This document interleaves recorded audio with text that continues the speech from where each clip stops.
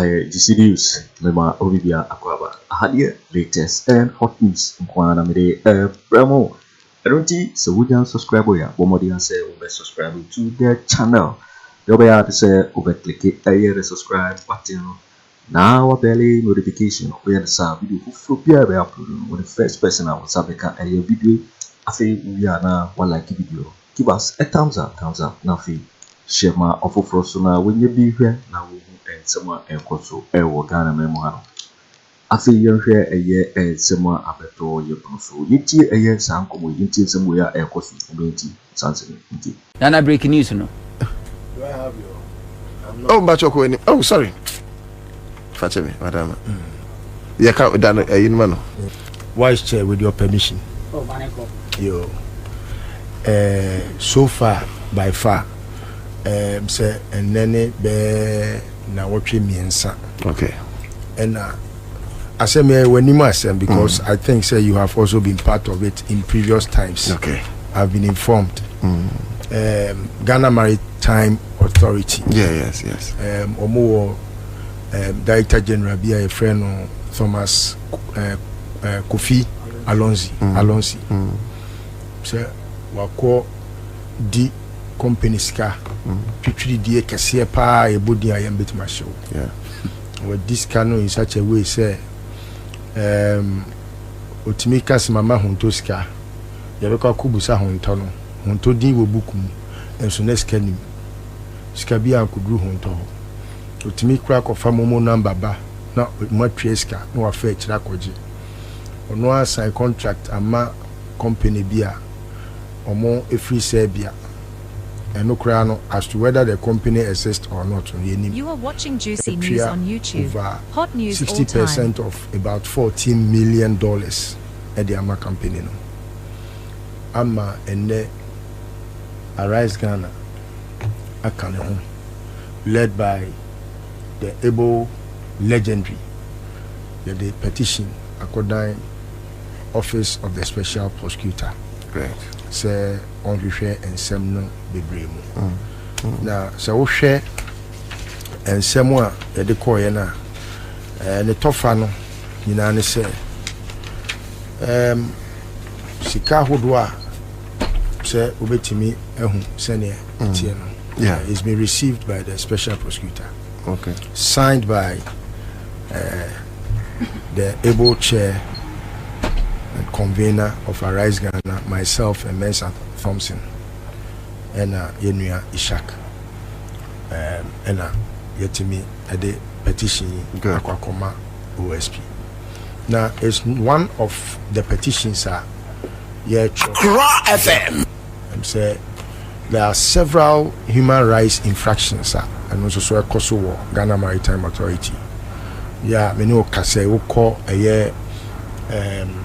Your friend is saying Labor Commissioner and says staff need to a petition Labor Commission, and we look forward to having them speed up because nipa ntimi ntete nipa fa ahudie so sa sene oye no se wa ma ho kwan amane ne wa na wa pia wa koto baby na say yes, that is what he does. Wa fam my one no. Yes, so wa ma ho eh and so wa fam wa fasi wa faso yeah ya brago ya fano Tinioma Kosovo and some of the issues no. In fact, before me is Sika otchere be call Gabby office be call on how much okyenhene but me element me okyenhene because of kotoku ne bosome for mansun bi omone matwen dada say na me betina studio say ye frɛ obi okyenhene metimi aka aka okyenhene amotia ofori panyin nti ni nyina ya de aye kuchire ni nyina gukrata so a the Akodan office of the special prosecutor ohwe bia o say wama company bi wama Ghana Law School Legon. Okay. So we see construction of a state-of-the-art multi-purpose school building for the University of Ghana School of Law. Where we are a year 745,000 Ghana cedis at the amount. As what? Share Skebia Samao. The Gonse Skebia Sama. Skebia from Ghana Maritime Authority. The law faculty. Skebia 745,000. And Oshaha how so at 600,000 ama prosperity network for a Gabby there mini number na makubusa and me one number crampa mini adaje me kubusa kwasi prosperity network for my Gabby as roche da kono establish I say we there 72,000 say odiama sandema nuts Sandema Nat, no many more Kasa Shia in person. Nat, you mean Ghana National Association of Teachers? Yes, Ghana National Association of Teachers. Our Sandema. Okay. Many of Mushia, almost Sika or the Breo Mononina 20,300. 20,000 cities. Yes. Also, what you are saying? Out of 72,000. Or no set what you are 720 million. But we have 200 million. 200 million. 300 cities. 300 cities. And I know Beckham is saying 23,000. There will be 23,000. 20,300 cities. Okay, 20,000. Also, no money now do 586 and we be 50 Ghana. Nti sika we na was enkode komo mo no ono edikan ati 50 Ghana to le boto what ti obia sika 50 Ghana owie no was ati obia 40 Ghana nti sika onu nyaaye no edoso chen de omu nyina ka boma omu nyaaye nti eno so wa ha na ha so twa 1 million cedis e ma Legon annex project nti Legon ho de oya no de atro say untimi nko say ukwakubusa the authorities of Legon after our investigation told us said they have not received any such money. 1 million Ghana cedis.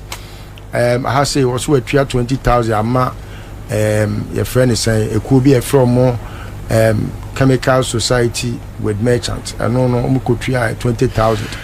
Almost say skebia sama omo.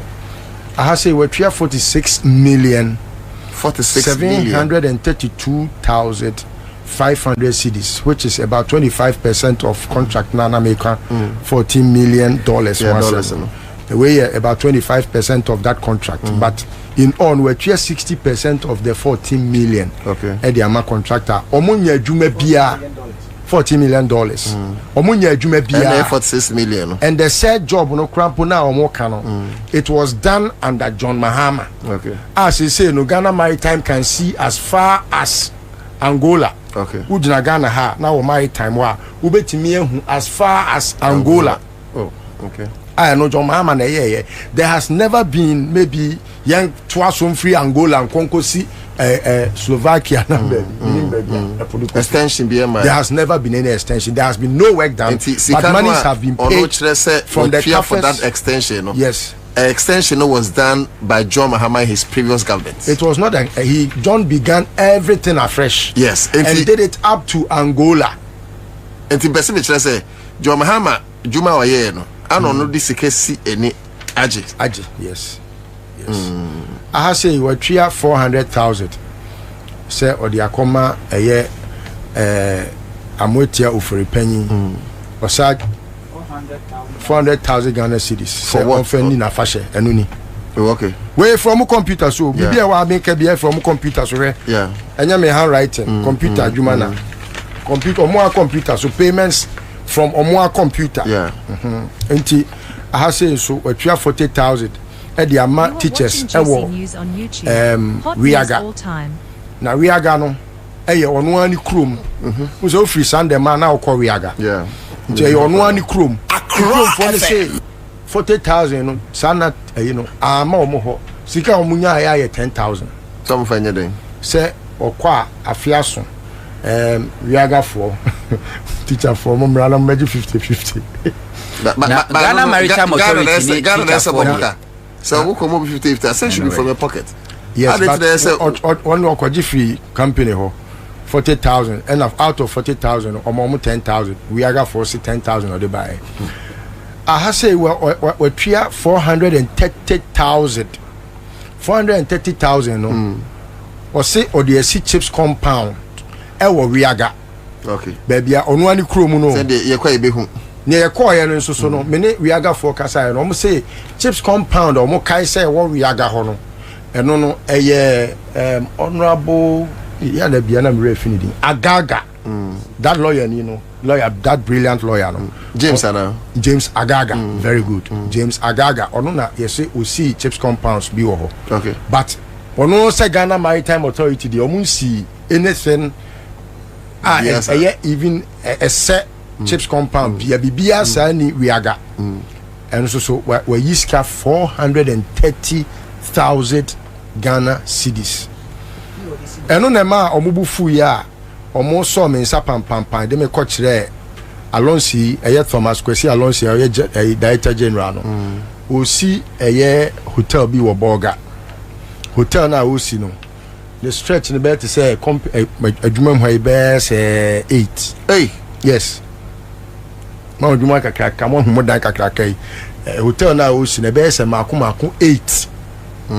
compound that hu be to say if you here call baby Akufo Addo papa ashawfo ni gina no ni statue si no if you here call be bro be 10 acres ana na ha if you be to say free here call baby Akufo Addo papa ashawfo gina ho no be say sanity I ha say so we tria 10,000 anu ye munketwa so far no wo hwe payments na so papa esusu papa ni nyina wa ha enti ya de krata de come special prosecutor no be 100 something yeah so but I hope say you better revisit with na one production soft copy okay until your next time that's and when because it was a breaking news no yeah now, I just needed so it's to great let you know it's we have officially petitioned it's great so far okay keskani nyina bomua it's in excess of 700 million Ghana cedis.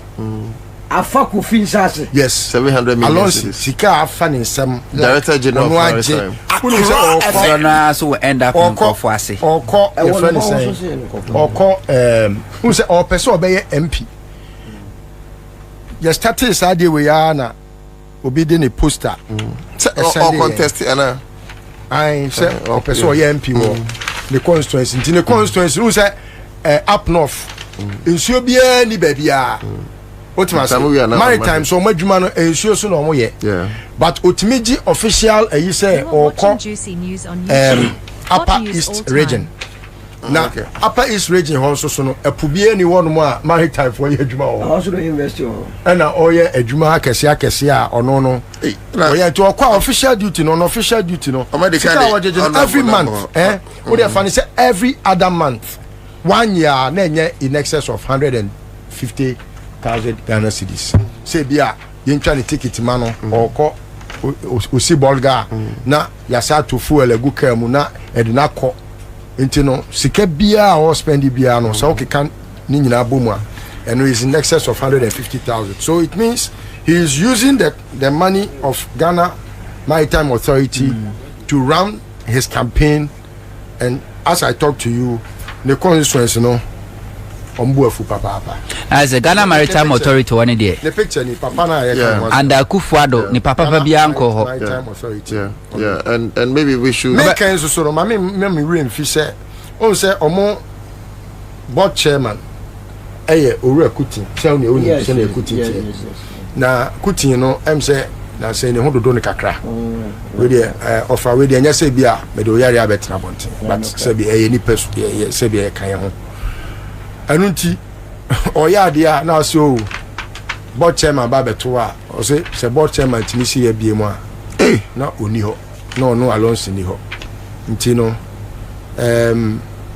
say chairman academy na onu su discount okay say why nebeka okay so it's good but remember my basso and mind you the classmate and Gabby the classmate omu mienu nyina omu failure omu failure and omu eche omu ko patch wa na ye ma omu passing mark and omu timi de be lawyer he was in the same class with Gabby in fact I am suspicious say it's even possible say they were in the same class with Kennedy Agyapong.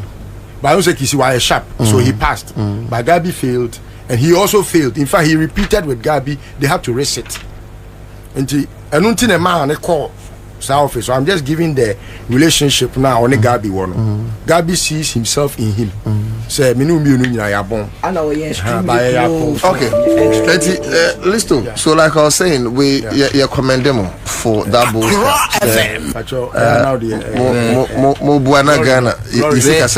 Breaking news with the news in details. Yes. The point is, me know sometimes I'm not very, I'm me buga buga. Yes, 6 o'clock news bulletin. But if you tell how meticulous our chairman is, what can in areas paper way.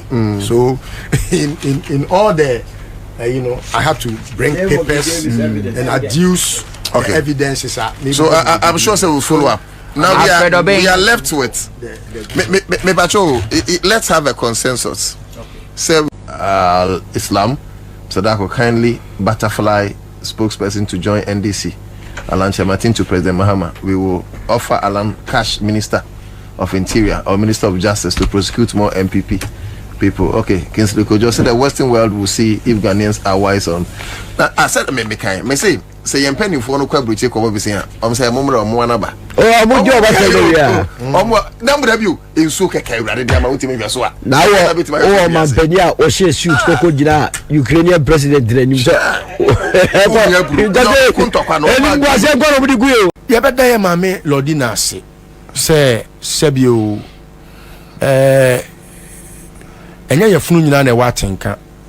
Na Sebio, near a man na omutimi. Esondaya eboa mansan di kan odani kunachi bonichi dom na sebi o 24 yewe nyina Ghana fo nya ne so mfa so papa oba bi wo kra sebi o ni kunu etu anamo a ontu ne fumpo ni kunu aye bone kra aye ka no kra no no kra bubu nu egu so senti wo sha se na me kan se okotro no mu a yes ohen Ahab so when you are near friend Jezebel. Oh yes. If you acquire Jezebel, that Ahab to the extent of Manuko Naboth, Crampo F and vineyard. Ain't you know, wait me na debut. Edimi no boy, Jezebel, ene Nikunu Ahab, so moti enso. Sir. Na Akufo Addo nipa wo mo akunkum mo ajeje o maja pade bebrebe. So na ya Ahab no. Na wu Jezebel. Why no? Na dey so Rebecca dimbo ana. Na say ana mo dey dey ye bobi enti mo dey mo te bia mo ti ko wase. O fa me say I am kan no cry. Na Rebecca me metran fire Rebecca. Enya wu na ya ka say the one that alleges bears the burden of proof. Yes. I don't know how one else. Debbie na way. I am common here dear Rebecca na way. Baby chain. What you say we enjoy microphone. Eche. Oh, you know Jezebel and your bar or you wudini papa say obi aka wasem won so nchemra wo mrom raso akose sa ayi aposifo asojafo ayi friend saying your from saying rambo for be ye action.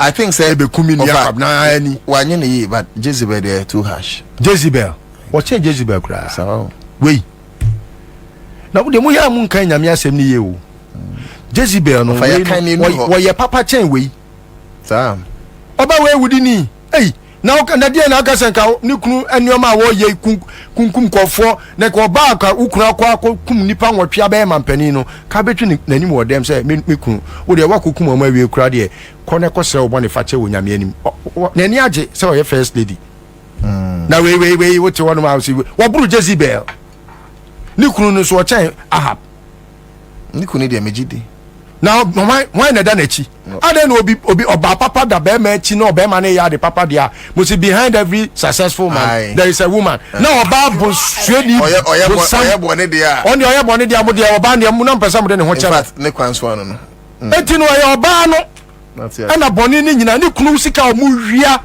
hotel ya to hotel ma na no ano no aka na no atum na wo sabio enkwa na ya ahe e wo wiasim na dia me bible quotation bi enu ya me de o e chen se menya wiase ne ma nyina na me hwere me kra dia be fa so na menya mo betena so yi nipa sen ana mama koma de wo mo nipa sen na ne omo esre na omo adi kane no nipa sen na na nko mo gina omo na so bank ahodo sen na magu na ne nipa sen na omo wa adwuma ni mu omo akotena fie wo ba papa no ko betu ne kunu fu sen obema enfa no me mafie ha but ono no sabio ono oba ye bedi wa disi akoye ne anu anu obesi wono adi afabra fie lodina eti no me ka da bi ma me nka lodina nwasam na me kan no da rubo na me boyi na wo se ekutie hu ni wura okay no hu se wo pe ensem na ho a won ko sua lodina tina ba yira nkwanta me nyirai bible say okwadwofo kontatia nche ne ko sua na kwan na hu ni nyansa okwadwofo Akufo Addo okwadwofo Rebecca ko entatia lodina nchen na ko sua na kwan ni enyansa kwan na hunu nyansa ye fa tumi ntata nipa ye fa tumi enhye nipa so ye fa tumi mie nipa nkum nipa ye de tumi ye oba tan ukunu eye mampani a ye oba tan na nya akoma pa nya odo ne tema na fa do nipa ya fa do man ma anya sese bio ukunu ye wudini etina wo so wadane oba wudini emra ho class me fa mra nya adwuma na makwache Kwabena bobi ansa na mne nam ha ene sei ade chia sei asem koduru court so a na ye wete sam ai danfa area etino wonim se Kwabena me no ekene Kwabena asem akokan ya wose Kwabena ka say state lands state land oni onko chi Okyehene because you see Rebecca omo won sase Okyehene nsase ni nyina se me say me asem me ya da bia me tu amafofo ne say asase yentimi mo bone te se pepa we pepa me tima bobo say nam dia hye mbotom ubusam se pepa ne we ya hye mbotom enso me say ni mi ho asase mpacho be tima bobo hye mbotom dabi we ntwe mo se de nantwe ni dua aka ne to nantwe bebrebe ya kunu o ma ya nka ne ko hwe so mo dua twe o mo to a twene nyina ye chama konfo no krampa wo kokra dua no kra no wanje obewu konfo ye nje obewu akwai nam we ya na we refu awonhunu ba ko a wono soso na refu awonhunu asese watwe anani aye potwe a o sorry a okeka nkwase asem gire Nyankopon yi we oje na ewu eti no konfo no ni dua no anka ne nsem ana anka konfo so nsem eti no me bompa ya se nyampa e de ama me ma me lodina na ya sire nyame se sene oye ne daa no o ma ye ma me nkwa ahodi wo mu no ma no Solomon nyansa obetimi dia ba sabio ya papa afutupa ma ye ma me enkoye sabio Ahitofel na ni nyansa odi be ma ye papa John Mahama no enkoye nkwasiasem okay abribia no Nyankopon emma no nyansa emudo ya efri oba anoto okunu tirimu a ebema ni kunu no etimi aboa mane man etumpon na sabio bibia oman no ehia ebena mo bayi so na odi afa ni kunu so ama abeye adom a ede dom oman Ghana de ebeye sabio watimi wakame de ebeye se sabio ene ayenye ade achi ayenye de Nyankopon yesrew se obema na free ma me akwan mu amen na ensira bosua wo de agu ne so yi wo de begu ne so da na wonya bia menim se ne owodo ema ne man no obekai obi bia ebia na enru wo so watch out Lodina Foundation no o sha se enye ne o me ka hospital project awaye hwe emre bi na me baby ewo Children's Hospital na me kosra no na me koye no that time no na unse eja ye nsanka na me koye na me ko hu a very beautiful edifice o Children's Hospital a e kra he ya okay e wo ho o toya to car for ambulance at the Children's Hospital. Wow. Me no ka say she has so many enyoma yebetimi akeka. In fact, me want the book kesie bia Lodina Foundation. Next time any say adwuma. Yes, I would want to. Next time for book na yemie bi and then me person me just a position, you know, is because obi so be mampani yire. Ya wono de ni de no abro ni baye nti. Bone nko na odi die tumi ni die. Wei enka wako fie se enka mfa ne ho ena hwede wo yi Just a winning. enya dia is in her belly. She is always weeping for the vulnerable.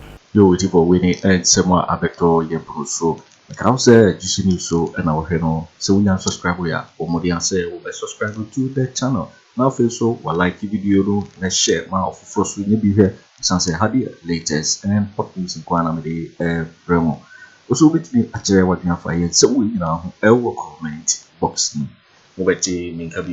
In my next video. Thanks for watching. Like and share the video.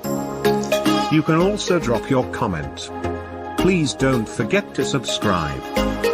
Click on the bell to turn on the notification.